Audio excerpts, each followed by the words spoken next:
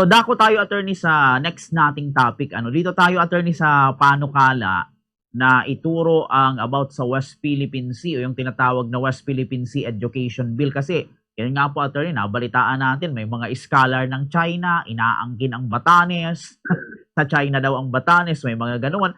Unang tanong ko dito attorney, ano ang kasalukuyang saklaw ngayon ng pagtuturo tungkol sa West Philippine Sea sa ilalim po ng umiiral na araling panlipunan curriculum sa mga pampublikong paaralan dito po sa atin, sa Kamsur, attorney?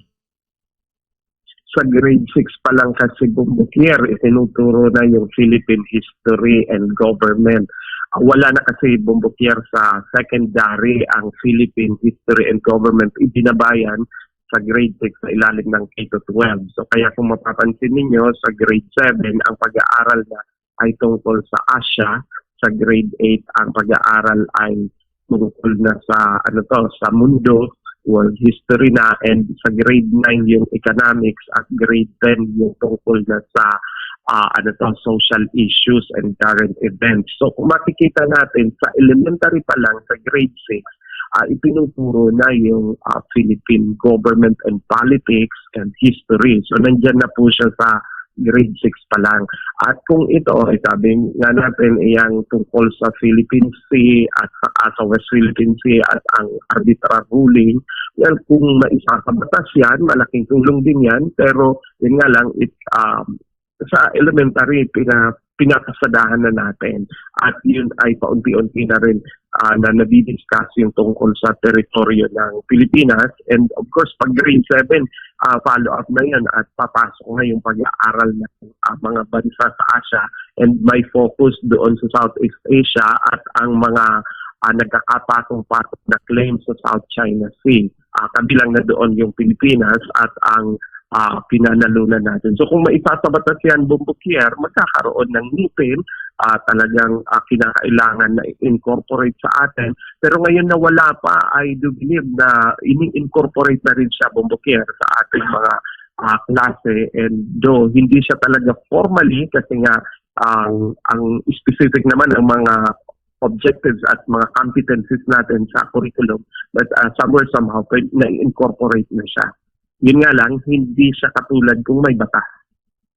Okay po. And ayun nga po, Attorney Bogs, sakaling maipasa ng tuluyan ang proposed na West Philippine Sea Education Bill or Act, gaano po kahanda ang division ng Kamsur sa pagsasama po nito bilang isang siguro nakahiwalay o mas pinalalim na paksa sa K-12 curriculum, Attorney Bogs?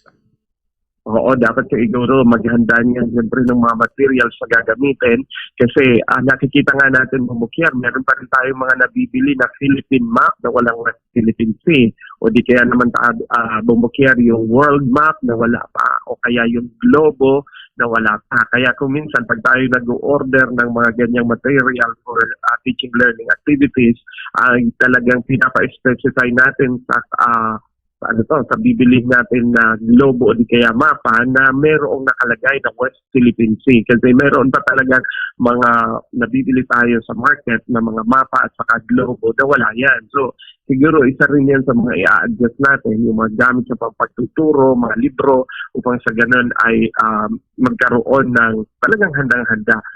Siguro kung maisasabatas yan, maaaring mapunduhan yan Bumbukier upang sa ganun mas mapaayos ang pagtuturo yan.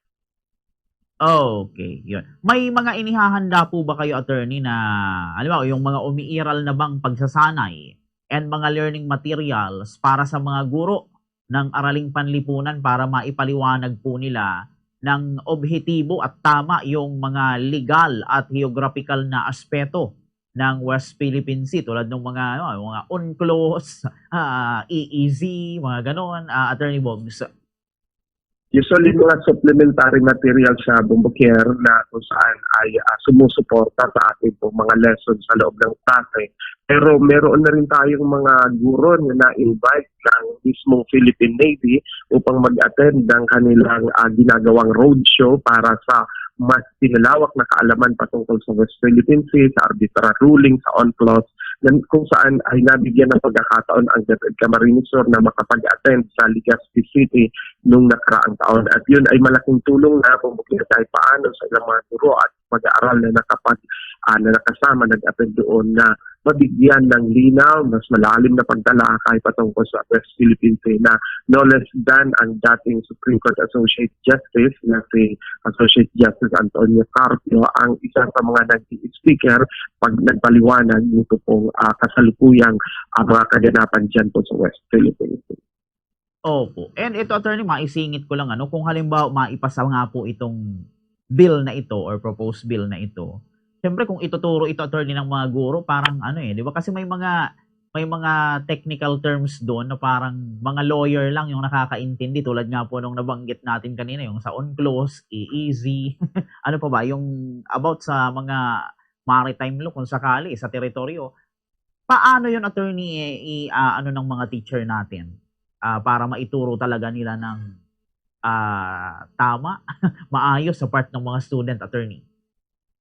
Karaniwan naman yan, Bombokier, kapag mayroong mga bagong mga salita, kinakailangan yung tinatawag nating unlocking of difficulties o di kaya naman ay paghahawan ng mga balakid upang lalong maunawaan. Lalo kung itong mga terminolohiya ay mga bago, katulad na lang niya. Kasi minsan nga, ang isa sa pag-uusapan, paano tawagin ang isang isla na isla. Tayo pag nakakita tayo ng isang bahagi ng lupa na nasa gitna ng dagat, tinatawag natin yun na isla. Pero sa on clause, iba ang definition doon. So, ibig sabihin, nagiging technical siya pag dumating na sa mga batas natin na dapat kayang mag-host ng buhay at kabuhayan para tawaging isla. Yung mga ganoon, Bumbukier. So, siguro para, kasi marami nga talaga mga technical term yan, kung sakali man nagagamitin yan, magkakaroon muna ng unlocking of difficulties o paghahawan ng mga balakid ang mga guro bago tuluyang talakayin ang ilang mga provision yan. And we are hoping so na kung magiging batas man yan, ay talaga magkaroon muna ng mga materials na gagamitin ang mga mag-aaral at ang mga guro natin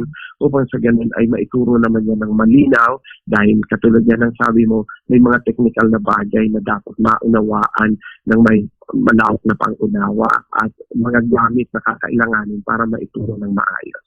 Opo. Ito, attorney, second to the last question na lang. In your opinion, attorney, bakit kaya po mahalagang maunawaan ng mga kabataan, lalo na ng mga mag-aaral, especially dito sa Kamsur, yung kahalagahan ng ating exclusive economic zone at ng 2016 arbitral ruling, Attorney Bogs? Mahalaga yan, Bumbukier, kasi kung minsan pag tumingin tayo sa mapa ng Pilipinas at gumagamit tayo ng pinatawag na political map, makakikita ang mga mag-aaral dyan ng mga putol-putol na linya na kung tinatawag natin mga imaginary line. At nagsisimula yung tinatawag natin na baseline. At makikita niyo dyan, bakit parang nasa labas ng baseline ng Pilipinas ang mga kiniklaim natin, like for example, yung Spratly Islands, yung Kalayaan Group of Islands, na kung saan ay isa na nga rin ng bayan at isa ng barangay doon nakakabit sa May Palawan.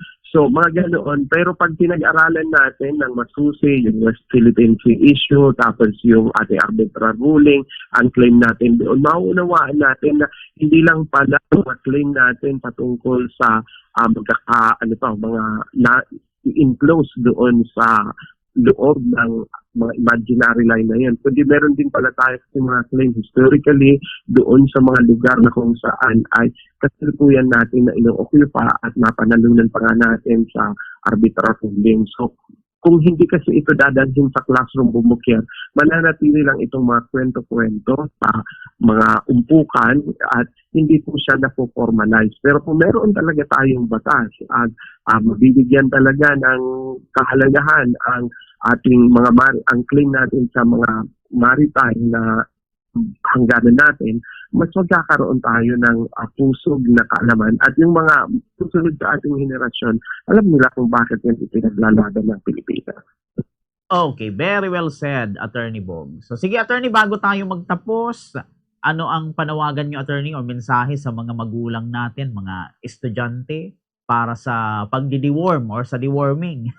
Kasi para maging ligtas po sila pagka kung sakali man na meron na pong mga gamot na iinumin nila sa kanilang pagdi-deworm, and siguro sa parte ng mga teachers, pagka kung sakaling maisabatas itong West Philippine Sea Education Bill? Ano ang mga dapat nila sigurong tandaan, Attorney Bogs? Ay oo, Bombokier, lalo-lalo na sa mga magulang, palagi po natin sinasabi na kayo po ang nakakaalam ng kalusugan po ng inyong mga anak. At kayo po ang nakakaalam kung sila ay dapat mabigyan ng anumang gamot o di kaya ng pagkain dahil kayo po ang mas makakaalam ng history ng kanila pong mga kalusugan. So kung sila man po ay binibigyan natin ng mga support sa pampublikong paaralan tulad po ng deworming at pagbibigay sa kanila ng deworming pills, kayo pa rin po ang may final say kung dapat sila bigyan o hindi. Kaya mahalaga po ang pagbibigay ninyo, my dear parents, ng inyong pong kaukulang signal sa ating pong mga health practitioner, sa ating pong mga guro na ang anak ninyo ay nangangailangan noon at kailangan bigyan. Pero kung ayaw niyo po, kung wala pong magagawa ang department dahil kayo po ang may final say sa kalusugan po ng inyong pong mga anak. Kaya naway, patuloy po natin i-monitor ang ating pong mga anak, ang kalusugan nila at patuloy po makipag-ugnayan sa ating mga paaralan upang sa ganun ay mas lalo nating mabigyan ng kaukulang pansin ang kalusugan po ng ating mga anak. Dahil kung kami po ay tumitingin at gusto nating mapaayos ang ating mga anak sa mga pampublikong paaralan, alam po namin na higit po kayo na nag-aalala at gusto ninyo ng maayos para sa inyo pong mga kabataan. At sa ating namang pong mga guro, mabigyan man po ng maisabatas man po ang tungkol sa West Philippine Sea Education. Alam ko ang inyong dedikasyon pagdating sa pagtuturo. Patuloy lang po natin na tingnan kung ano ang ating mga nasa competencies, Bombokier. Mahalaga kasi yun dahil yun po ang pinatahak ng ating pong mga guro sa araw-araw na ang mga competencies ang nagbibigay sa kanila ng gabay kung ano po ang mga dapat nilang ituro. So pag nagkataon na itong panukalang ito ay naisabatas, alam ko ng ating mga guro ay palaging willing, open, and gusto nila na makatulong na mapalalim pa ang kalaman ng ating mga mag-aaral. Saludo po ako sa mga guro po natin. Maraming salamat po.